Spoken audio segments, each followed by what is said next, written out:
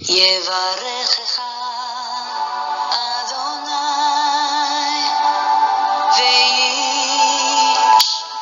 וישמרך. 예바레크카 아도나이 베이시메레카. 사랑하는 성도 여러분, 오늘 하루도 전지전능하신 임마누엘의 하나님께서 여러분에게 복을 주시고 여러분을 안전하게 지켜주시기를 축복합니다. 아멘. 할렐루야. 오늘도 우리 코에 생명의 호흡을 불어넣어 주신 창조의 하나님 여호와 우리 아버지를 송축합니다. 우리의 영원한 구원자이신 예수 그리스도, 그 생명의 이름, 구원의 이름, 존귀하신 그 이름을 찬양합니다. 오늘도 어김없이 우리 안에서 열심으로 일하시며 우리 예수 그리스도의 아름다운 형상으로 우리를 빚어가시는 성령님의 놀라운 역사, 저주받은 이 세상 나라를 그리스도의 나라로 회복해 가시는 성령님의 그 놀라운 그 역사하심을 오늘 이 아침에 찬양합니다. 오늘 1일 8구 성경 장별 강의 241번째 시간입니다. 오늘은 사무엘상 5장 말씀을 함께 공부하도록 하겠습니다. 오늘 제목의 말씀은 블레셋에 빼앗긴 언약궤라는 제목입니다. 어저께 4장에서 이 블레셋과의 2차 전쟁에 걸쳐서 대패를 당하고 그리고 하나님의 언약궤를 빼앗기고 엘리 대제사장의 두 아들도 비참한 죽음을 당하고 이 소식을 들은 또 엘리 대제사장도 그 의자에 앉아있다가 뒤로 넘어져 목이 부러져 죽임을 당하고 그 다음에 또 이 엘리 대제사장의 그 며느리도 아들을 낳다가 죽임을 당하는 그런 일이 어저께 벌어졌습니다. 자, 오늘 이제 사무엘상 5장에서는 이 블레셋에 빼앗긴 이 하나님의 언약궤에 얽힌 이야기가 전개가 됩니다. 이 블레셋의 신인 이 다곤 신당에 그렇게 모셔진 언약궤로 인하여서 이 블레셋 땅에 큰 일이 벌어지는데요. 큰 대사건이 벌어지는데 이 사건 속에서 하나님께서 백성된 우리에게 또 이 세상을 향하여 하나님께서 하시고 싶은 메시지, 하시고 싶은 말씀과 주시고자 하는 메시지가 있을 줄 믿습니다. 오늘 사무엘상 5장을 통해서 이 하나님의 이 언약궤와 관련된 이야기들을 살펴보도록 하겠습니다. 자, 오늘 이제 5장 말씀을 묵상할 텐데요. 어저께 4장에서 빼앗긴 하나님의 언약궤가 이제 그 블레셋 땅으로 들어가게 되고 블레셋 땅 안에서 이제 발생한 여러 가지 사건들을 우리가 살펴보게 됩니다. 5장, 6장까지, 4장에서 6장까지 우리가 법궤에 대한 이야기를 살펴보게 될 것입니다. 자, 오늘 5장은 블레셋 사람에게 빼앗긴 언약궤에 관한 이야기입니다. 오늘 사무엘상 5장의 주제 구절은 1절에서 2절. 블레셋 사람들이 하나님의 궤를 빼앗아 가지고 에벤에셀에서부터 아스돗에 이르니라. 블레셋 사람들이 하나님의 궤를 가지고 다곤의 신전에 들어가서 다곤 곁에 두었더니, 자, 이제 이스라엘 백성은 어저께 에벤에셀에서 진을 치고 있었고, 이 블레셋 사람들은 아벡이라는 곳에 진을 치고 있으면서 서로 전쟁이 벌어졌는데, 바로 길갈에 있었던 길갈이 아니고 실로였지요. 실로에 있었던 하나님의 언약궤를 그 엘리 대제사장의 두 아들이 이제 이 두 아들과 함께 이 법궤가 이 에벤에셀로 오게 되고 또 이 법궤를 앞장 세워서 블레셋과 전쟁을 치르다가 2차에 걸쳐서 이제 대패를 당하고 이 법궤를 빼앗겼는데 블레셋 사람들의 그들의 신, 바로 이 지금 누워 있는 이 신인데요. 반은 인간이고 반은 이 물고기 형상을 한 이 블레셋의 신당에 법궤가 모셔지고 이 법궤로 인하여서 이 신상이 이렇게 이렇게 큰 어려움을 당하면서 이 신상이 하나님의 법궤 앞에서 이렇게 손도 발도 이 몸뚱아리들이 떨어져 나가는 그런 이상한 일을 이제 경험하게 됩니다. 자, 지금 여기에서 우리가 생각해 볼 것은 하나님의 거룩한 백성들 진중에 있어야 할 하나님의 임재를 상징하는 하나님의 법궤가, 자, 이 법궤는 무엇을 상징한다고 우리가 배웠죠? 하나님의 거룩한 임재를 상징하는데, 이 거룩한 임재가 어떻게 이 블레셋 이방인의 땅에, 또 이방인이 섬기는 신당에 이렇게 참 비참한 모습으로 이렇게 모셔지게 되었는지, 왜 하나님은 이러한 사건을 허락하셨는지 우리는 깨닫게 됩니다. 바로 이 사건은 이 이스라엘 백성들을 향하여는 큰 경각심을 가지게 했을 것임에 분명합니다. 한 번도 이들의 이스라엘 역사에서 경험해 보지 못한 하나님의 언약궤가 빼앗기는 이 사건을 통하여 아마 이스라엘 백성들은 생각이 많고 그들의 삶을 돌아보는 계기를 가졌을 거고, 아마 그리고 이 이방인 이 블레셋은 이 하나님 이스라엘의 신인 하나님에게 속한 이 물건을 이렇게 탈취해 오고 나서 이 땅에 일어나는 여러 가지 불미스러운 비극적인 일들을 바라보면서 이들은 이스라엘의 신 하나님이 어떤 존재인지 그들은 더 깊이 아는 그런 계기가 되었을 것입니다. 그래서 이 법궤를 빼앗긴 이 사건이 참 여러 가지 의미가 있는데요. 이스라엘에게나 블레셋에게나. 그런데 우리 하나님께서는 바로 자기 백성 이스라엘에게 뭔가 가르침을 주기 위하여 이 하나님 스스로가 이렇게 비참한 꼴을 당하는 일을 자처하십니다. 결국 이스라엘 백성의 죄와 불순종으로 말미암아 법궤를 빼앗기는 일이 일어났지만, 하나님이 그렇게 허락하지 않으셨다면 이런 일이 일어나지 않았겠죠. 하나님께서는 이 법궤를 빼앗기는 이 과정에서 어떤 기적적인 능력을 베푸셔서 법궤를 빼앗기지 않도록 하신 것이 아니라 그냥 그대로 이방인의 땅에 또 이방 신당에 그렇게 비참한 모습으로 이 법궤가 모셔지는 것을 그냥 보고 계셨던 것입니다. 참 거룩하신 하나님이 이 불의한 이방인의 그것도 신당에 이렇게 탈취당해 가지고 무슨 그 어떤 물건처럼 그렇게 모셔져 있다는 것, 방치되어 있다는 것, 하나님 볼 때는 참 체면이 구겨지고 거룩하시고 전능하신 하나님에게 어울리지 않는 일이지만, 그러나 자기 백성에게 뭔가 메시지를 주시고 또 이 불의한 세상 이 블레셋을 향하여 뭔가 메시지를 주시고자 하나님은 이러한 일을 당하신 것입니다. 자, 오늘 사무엘상 5장의 소주제는 아래와 같습니다. 첫째, 언약궤로 인해 파괴된 아스돗 다곤 신상 1절에서 5절까지 보게 되고요. 두 번째로, 언약궤로 인해 블레셋에 임한 재앙을 살펴보겠습니다. 6절에서 12절까지입니다. 자, 이제 본론으로 들어가서요. 첫 번째 소주제입니다. 언약궤로 인해 파괴된 아스돗 다곤 신상 1절에서 5절입니다. 1번, 블레셋 사람이 하나님의 언약궤를 빼앗아 아스돗 다곤의 신당에 둠.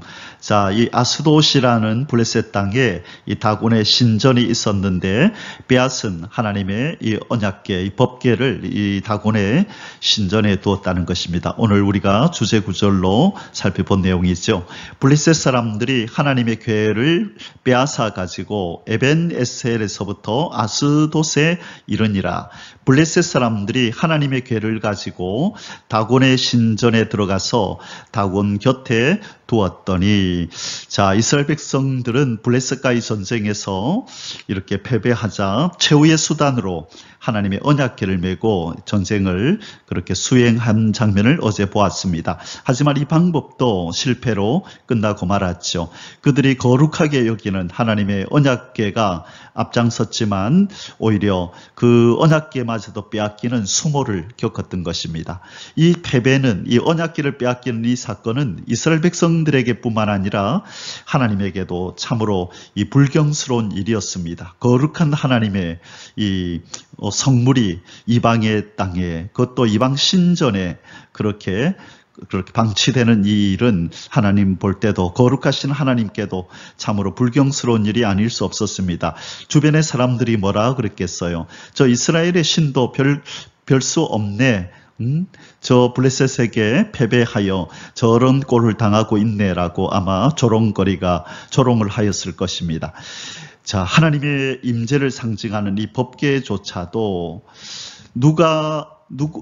이 법궤를 누가 다루느냐에 따라서, 누가 이 법궤와 함께 있느냐에 따라서 그것이 복이 될 수도 있고 화가 될 수도 있음을 우리는 보게 됩니다. 이 거룩한 하나님의 임재가 이 범죄하고 하나님을 떠난 이스라엘 백성들, 특별히 이 엘리 대제사장, 이 지도자, 회개하지 않는 이 지도자가 있던 그 공동체에 이것이 이 복이 아니라 화로 임하였던 것이죠. 마찬가지로 이 블레셋 사람들, 하나님을 섬기지 않고 두려워하지 않는 이들에게도 이 하나님의 법궤는 이들에게 화로 미치게 될 것입니다. 그것이 바로 그들의 신상이 이렇게 갈기갈기 이렇게 깨어지는 이런 일로 나타나고, 또한 이 블레셋 사람들의 이 사람들 가운데 재앙이 임하는 것으로 하나님의 거룩한 임재가 가는 곳에, 죄가 있는 곳에는 반드시 심판이 있고 재앙이 있다는 것을 보여주는 것입니다. 하나님의 거룩한 임재는 거룩한 하나님의 사람과 함께 있을 때 복이 되고 형통함이 된다는 것을 우리는 기억하게 됩니다. 거룩한 하나님의 임재 속에 있는 우리는 거룩하신 하나님처럼 날마다 의롭고 거룩하고 진리 가운데서 행하는 그런 하나님의 백성이 되어야 할 줄 믿습니다. 아멘. 이번 언약궤로 인해 다곤 신상이 파괴됨. 자, 탈취한 하나님의 언약궤를 그들의 다곤 신전에 이렇게 전시했는데 어떤 일이 벌어지는지를 오늘 보여줍니다. 3절에서 5절입니다. 아스돗 사람들이 이튿날 일찍이 일어나 본즉 다곤이 여호와의 궤 앞에서 엎드러져 그 얼굴이 땅에 닿았는지라. 그들이 다곤을 일으켜 다시 그 자리에 세웠더니 그 이튿날 아침에 그들이 일찍이 일어나 본즉 다곤이 여호와의 궤 앞에서 또다시 엎드러져 얼굴이 땅에 닿았고 그 머리와 두 손목은 끊어져 문지방에 있고 다곤의 몸뚱이만 남았더라. 그러므로 다곤의 제사장들이나 다곤의 신전에 들어가는 자는 오늘까지 아스돗에 있는 다곤의 문지방을 밟지 아니하더라. 자, 오늘 이 장면에서 하나님은 무슨 말씀을 하시려고 하는 것이죠? 비록 이스라엘 백성은 패전하였습니다. 그러나 누구에게 패전했죠? 이 이스라엘 백성은 블레셋에 패전했지만, 그러나 하나님은 이 블레셋의 신인 다곤에게 승리하고 계심을, 항상 승리하심을 보여주는 겁니다. 이 땅에 하나님을 능가할, 하나님을 상대할 어떤 존재도 있지 않는 거죠. 인간이 만든 모든 신들은 다 헛것이요, 다 쓸데없는 것입니다. 눈이 있어도 보지 못하고 귀가 있어도 듣지 못하고, 아무리 사람들이 그 신을 그냥 전능한 자로, 신성한 자로 여기지만, 그러나 그것들은 돌이요 나무요 아무 힘을 쓰지 못하는 그런 물건에 불과한 것입니다. 오직 하나님만이 참 신이심을 지금 보여주는데, 바로 이 다곤 신이 엎드러지되 그 얼굴이 땅에 대었다, 얼굴이 땅에 닿았다, 두 번씩이나 이렇게 설명하고 기술하고 있는 것은 온전히 복종하고 또 그 신 앞에 이렇게 경배하는 것을 보여주지요. 자, 이 다곤은 참 신이 아닙니다. 그러나 하나님께서 지금 블레셋 사람들에게 너희 신은 아무것도 아니야. 내가 참 신이야. 너희들의 신이 내 앞에 엎드려져서 얼굴이 땅에 닿는, 이 그림이 지금 묘사가 잘못되었다, 그죠? 얼굴을 땅에 대고 엎드려져 있어야 그렇게 바른 어떤 묘사가 되는 거죠. 이것은 굴복을 의미합니다. 이 마태복음 4장에 보면 마귀가 예수님을 시험하는 장면이 나오는데요. 예수님의 시험 장면에서 이 원어 성경으로 보면 이 세 번째 이 시험에서 마귀가 예수님을 높은 곳에 데리고 올라가서 모든 세상의 영광을 보여준 후에 뭐라고 얘기하냐면, 네가 내게 머리를 땅에 대고 절하면, 자, 머리를 땅에 대고 절하면 이 모든 것을 네게 주겠다. 그래서 원어에 보면 이렇게 머리를 땅에 대고 절하면, 지금 이 다곤 신이 우리 하나님의 법궤 앞에서 행하는 이런 행동을 의미합니다. 이것은 온전한 복종, 온전한 굴복, 이제 섬기겠다라고 하는 것을, 당신을 섬기겠다고 하는 항복을 의미하는 것이죠. 자, 하나님은 다곤에게 지지 않으시고 하나님은 그 어떤 누구에게도 굴복당하거나 패하는 적이 없다는 것을 보여주고 있는 것입니다. 자, 그리고 이 블레셋 사람들이 얼마나 그들의 신 다곤을 존중하는지를 보여주는 내용이 바로 5절이죠. 지금 이 신상의 이 머리가 어디에 닿았다고 되어 있냐면 이 문에 닿았다고 되어 있죠. 자, 문지방을 밟지 아니하더라. 이 손목은 끊어져 문지방에 있고 다곤의 몸뚱이만 남았더라. 그렇죠. 이 다곤 신상의 부분이 문지방에 닿았기 때문에 이들은 바로 그 닿은 그 문지방도 신성해졌다라고 지금 여기는 것 같아요. 그래서 이 다곤의 제사장들이나 또 이곳에 들어가는 모든 이들이 바로 다곤의 신상의 일부가 닿은 그 문지방을 밟지 아니했다라고 지금 기록하고 있는 것입니다. 자, 이제 두 번째 소수세를 공부하겠습니다. 이번 언약궤로 인해 블레셋에 임한 재앙, 6절에서 12절입니다. 우리 앞부분에서는 이 블레셋의 신으로, 그들이 신으로 섬겼던 다곤에게 일어난 일을 지금 말씀하셨다면, 이제는 이 블레셋에 있는 이 블레셋 사람들에게, 이 사람들에게 어떤 일이 벌어졌는가, 이 하나님을 알지 못하는 이 악인들인 이 블레셋 사람들에게 어떤 일이 여호와의 법궤로 인하여 일어났는지를 지금 이제 말씀하고 있습니다. 한번 살펴보겠습니다. 1번, 여호와께서 독종 재앙으로 아스돗을 치심으로 아스돗 사람들이 여호와의 언약궤를 그들 중에 둘 수 없다고 아우성을 침. 자, 6절에서 7절입니다. 여호와의 손이 아스돗 사람에게 엄중히 더하사 독한 종기의 재앙으로 아스돗과 그 지역을 쳐서 망하게 하니, 아스돗 사람들이 이를 보고 이르되 이스라엘의 신의 궤를 우리와 함께 잊지 못하게 할지라. 그의 손이 우리와 우리 신 다곤을 친다 하고.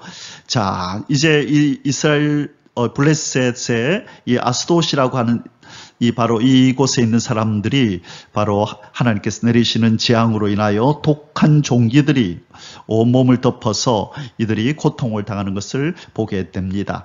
자, 우리가 이 독한 종기 그러면 떠오르는 사건이 있죠. 이전에 하나님께서 모세를 통하여 애굽을 치실 때에 이 독한 종기를 통하여서 애굽을 징벌하셨던 것, 그 기억나실 것입니다. 몇 번째 재앙이었죠? 피개, 이파, 악독, 우매, 흑장. 피개, 이파, 악독, 우매, 흑장.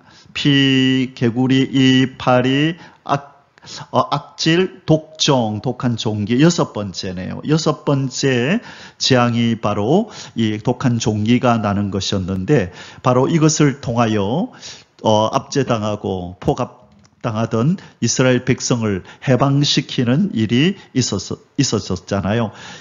그때 사건처럼 지금 하나님의 언약궤를 바로 이 블레셋 땅, 이 아스돗의 땅에서 하나님의 법궤를 다시 이 법궤가 이곳을 떠나게 하려고 이 법궤가 벗어나게 하기 위해서 하나님께서는 이 독한 종기를 통하여 이곳 사람들을 징계하고 있는 장면입니다. 사람은 이스라엘 백성으로서는 할 수 없는 일이죠. 하나님만이 하실 수 있는 이 온 천지를 호령하시고 인간의 몸도 모든 질병도 친히 주관하시는 우리 하나님만이 하실 수 있는 방법으로 하나님의 거룩한 법궤를 이 어둠의 땅, 죄악의 땅에서 이렇게 다시 나오게 하려고 우리 하나님께서 지금 역사하고 계신 것입니다.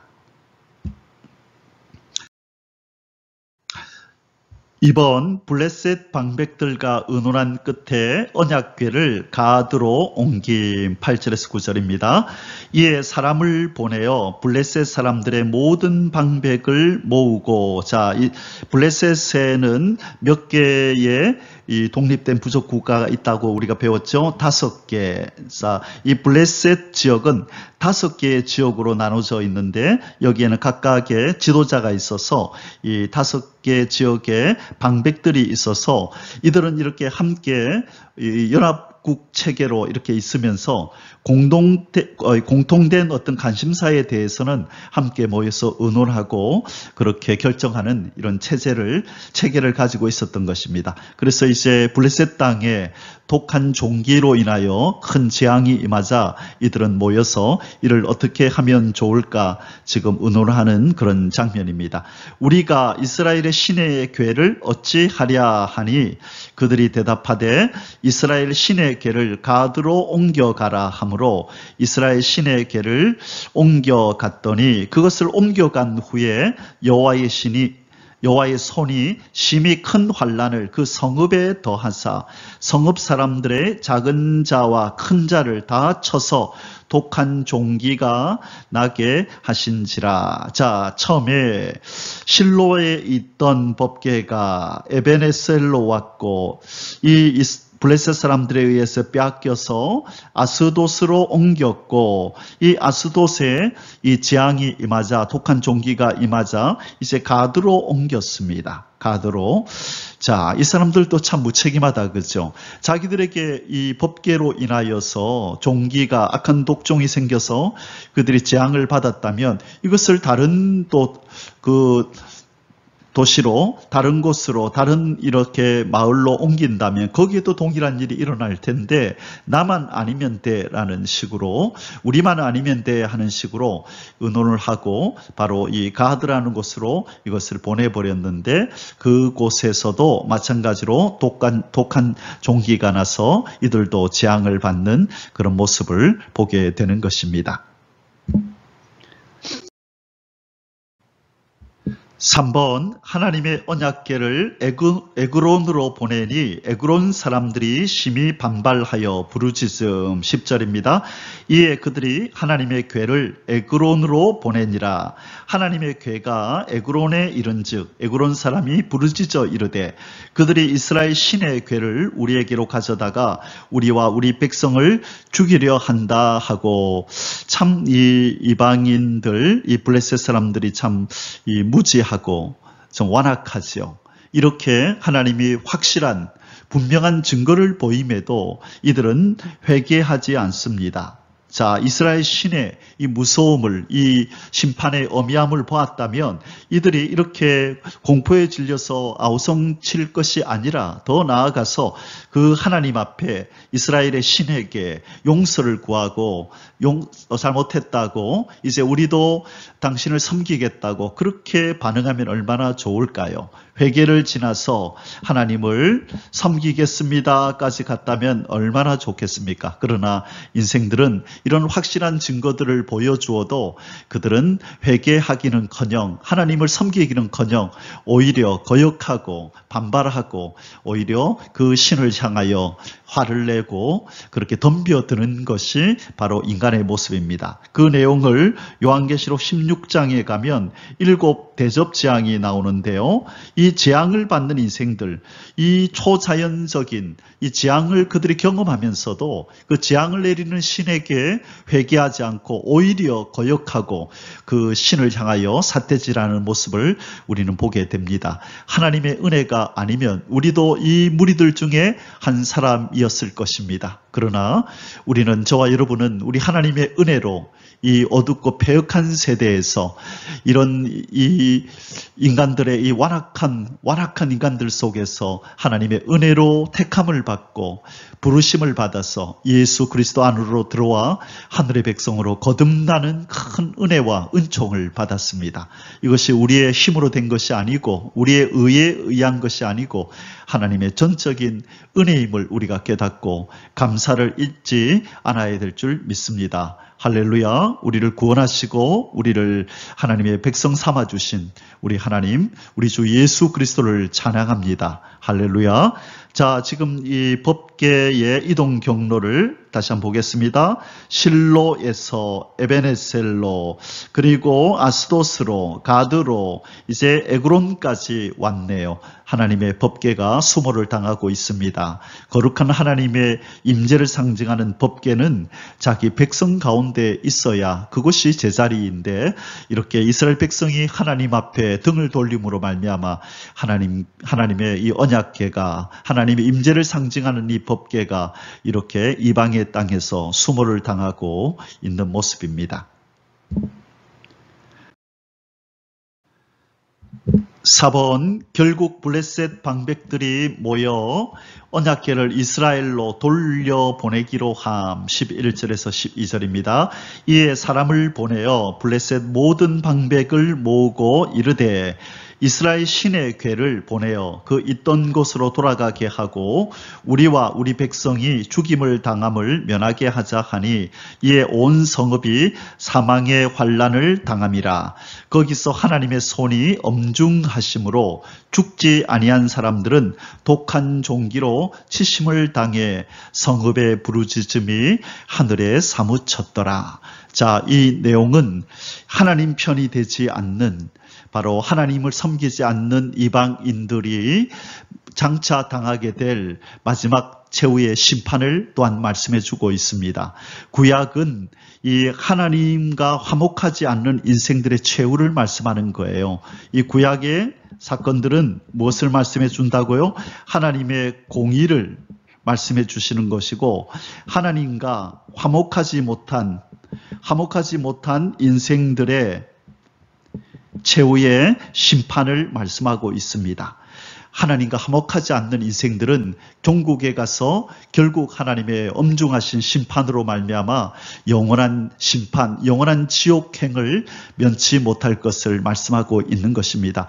지금 당장 눈앞에서 일어나는 먹고 사는 문제가 다가 아니라 우리에게는 영원이라고 하는 문제가 우리의 당면 과제입니다. 우리가 영원이라는 세상을 하나님과 함께 하나님의 나라 천국에서 살 것이냐, 아니면 지옥의 형벌, 지옥의 불 속에서 살 것이냐라고 하는 것이 인생의 가장 큰 관심사여야 합니다. 그러나 오늘도 어김없이 마귀는 인생들로 하여금 이 영혼이라는 것에 관심을 가지지 못하게 하고 노아 때처럼 먹고 마시고 시집가고 장가가는 이 일에만 몰두하도록 만드는 것입니다. 사랑하는 성도 여러분, 주님의 오실 날이 심히도 가까운 이때에 우리는 이렇게 하나님 앞에 영원한 심판을 받아 마땅했던 우리를 구원해 주신 그 은혜에 감사하며 그 우리의 구원자 되신 예수 그리스도의 오심을 기다리고 그분의 신부로서 의롭고 거룩한 옷을 입고 기다려야 될 줄 믿습니다. 노아의 때처럼 먹고 마시고 시집가고 장가가는 일상에 매여서 거기에 목을 메고 사는 자가 아니라 하늘 시민의 권세를 주신 우리 하나님 아버지 앞에 감사하면서 그 이름에 걸맞는 아름다운 모습으로 준비될 수 있도록 이 성화의 발걸음을 더욱더 재촉하며 주님의 손에 아름답게 다듬어져 가야 될 줄 믿습니다. 우리에게 구원을 주신 우리 주 예수 그리스도 그 존귀하신 이름을 찬양합니다. 아멘. 할렐루야. 사랑하는 성도 여러분, 우리 명성중앙교회 우리 성도님들과 또 이 영상을 통해서 공부하시는 우리 모든 성도님들에게 우리 하나님의 놀라운 은혜와 은총이 늘 충만하기를 축원합니다. 오늘 결론을 내리겠습니다. 내 백성을 깨우치기 위해서라면 이 정도쯤이야. 이렇게 결론을 맺어보았습니다. 내 백성을 깨우치기 위해서라면 이 정도쯤이야. 이 정도가 뭐죠? 이 블레셋의 포로가 되시는 여호와 하나님. 이 블레셋 땅에 이 하나님의 임재를 상징하는 언약궤가 탈취당하여서 그냥 돌덩이에 불과한 이 나무덩이에 불과한 이 다곤 신전에 그렇게 방치되는 일이 벌어졌습니다. 우리 하나님께서 얼마든지 이런 일이 일어나지 않도록 하려고 하셨으면 그것이 가능했을 텐데 우리 하나님께서는 이 이방 사람들이 분명히 조롱하고 또 이스라엘 백성들에게도 큰 실망거리가 될 것임에도 불구하고 하나님의 임재를 상징하는 이 법궤가 블레셋 땅으로 들어가는 이 일을 그대로 보고 계셨던 것입니다. 자, 이 일을 통해서 하나님은 분명히 자기 백성 이스라엘에게 뭔가 메시지를 주시기를 원했을 거라고 생각합니다. 충격요법이라고나 할까요? 어떻게 우리 하나님의 언약궤가 이방의 땅에 빼앗길 수가 있느냐. 그것 때문에 엘리 대제사장도 너무나 충격스러워서 뒤로 자빠져 목이 부러지는 그런 어떤 비극을 맞이했죠. 그것이 이스라엘 백성들이 아마 처음 가졌던 그런 감정일 것입니다. 당혹감, 멘붕. 어떻게 하나님의 언약궤가 이방의 땅, 이방인들에게 빼앗긴단 말이야.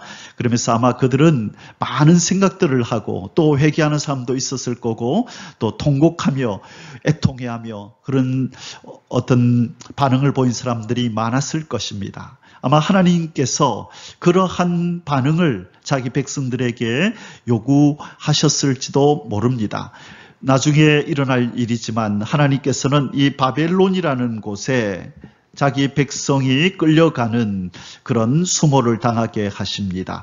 그것은 아울러 백성들뿐만 아니라 하나님께서 수모를 당하는 사건이었습니다. 주변의 많은 나라들이 아니 이스라엘의 신이 있다 하더니만 어떻게 자기 백성을 저 이방인들에게 포로가 되어서 끌려가게 한단 말인가? 어떻게 패망하여 나라를 빼앗기게 한단 말인가? 저 신도 별것 아니네라고 조롱거리, 손가락질의 대상이 되는 그런 처지에 임할 것을 하나님은 아시면서도 그렇게 바벨론으로 자기 백성과 함께 꼭 끌려가시는 것처럼 그렇게 자기 백성은 포로로 가게 되고 하나님의 이름은 이방인들에 의해서 조롱과 비방거리가 되는 일을 우리 하나님은 그대로 받으셨습니다. 자, 무엇 때문일까요? 자기 백성을 깨우치고 회개하고 또 온전히 새롭게 하기 위해서입니다. 자, 우리 하나님은 바로 자기 형상으로 만든 우리 인간들을 사랑하셔서 독생자 아들 예수 그리스도를 이 땅에 보내시는 일까지 예수께서 신이신 그분이 이 땅에 오셔서 인간에게 침뱉음 당하고 뺨을 맞으시고 온갖 수모와 멸시를 다 받으시는 그런 일을 당하게 하셨습니다. 내 백성을 다시 내게로 돌이키게 하기 위해서라면 이 정도쯤이야 라는 그런 마음으로 예수 그리스도 독생자를 보내신 것입니다.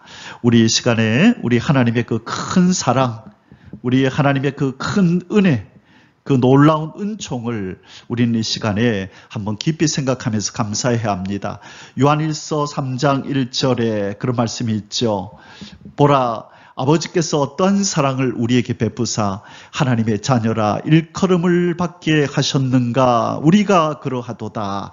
보라, 아버지께서 어떠한 사랑을 우리에게 베푸사 어떠한 사랑을 우리에게 베푸사 하나님의 자녀라 일컬음을 받게 하셨는가? 여러분, 하나님의 자녀가 된 저와 여러분, 이 직분은, 이 특권은 아무에게나 주어지는 것이 아니고 거저 주어진 것이 아니고 놀라운 형용할 수 없는 하나님 아버지의 사랑에 의해서 이런 일이 발생했다는 것입니다. 이 사실을 깨달은 바로 사도 요한은 보라, 아버지께서 어떠한 사랑을 베풀어서 우리가 하나님의 자녀가 되었는가 한번 깊이 묵상해 보라고 말씀한 것입니다. 사랑하는 성도 여러분, 오늘은 특별히 우리 하나님의 그 사랑, 우리를 구원하기 위해서 아들을 이 땅에 보내셔서 온갖 수모를 다 당하고 십자가에서 살을 찢고 피 흘려 죽게 내버려 두신 우리 하나님의 그 큰 사랑에 감사하면서 깊이 묵상하면서 찬양하면서 그렇게 오늘 하루를 살아가는 복된 하루 되시기를 주님의 이름으로 축복합니다. 아멘. 우리 하나님을 찬양합니다. 할렐루야. יברכך